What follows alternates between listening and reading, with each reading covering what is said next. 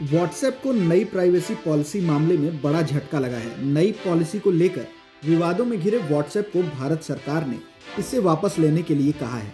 केंद्र ने व्हाट्सएप से अपने विवादास्पद प्राइवेसी अपडेट को वापस लेने और भारतीय यूजर्स की इंफॉर्मेशनल प्राइवेसी और डेटा सिक्योरिटी का सम्मान करने की बात कही है। पीटीआई की रिपोर्ट के अनुसार केंद्र सरकार ने व्हाट्सएप की नई प्राइवेसी पॉलिसी के मुद्दे पर कंपनी को सवालों की एक लंबी सूची भेजी है। साथ ही कहा है कि यूरोप और इंडिया में अलग अलग अपडेट देना भारतीय यूजर्स के साथ भेदभावपूर्ण रवैया है। रिपोर्ट में कहा गया है कि जिस तरह से फेसबुक की स्वामित्व वाली कंपनी व्हाट्सएप ने इस मामले को पेश किया है, उस पर सरकार ने नाराजगी व्यक्त की है।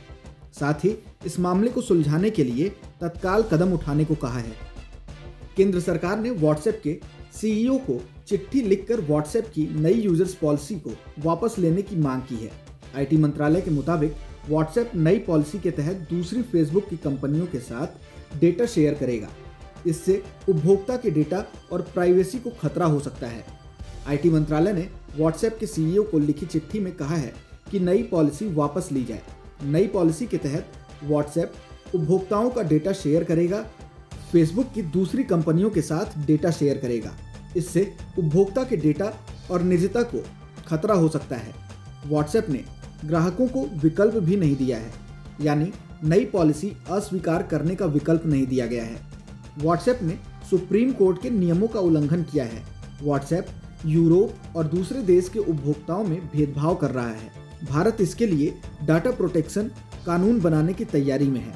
आईटी मंत्रालय ने व्हाट्सएप से प्रस्तावित बदलावों को वापस लेने और सूचना गोपनीयता, चयन की आज़ादी तथा डेटा सुरक्षा को लेकर अपने नजरिए पर फिर से विचार करने को कहा है।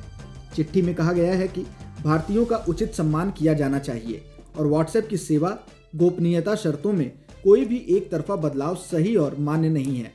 गौरतलब है कि व्हाट्सएप अपनी प्राइवेसी पॉलिसी में बदलाव को लेकर काफ़ी चर्चा में है।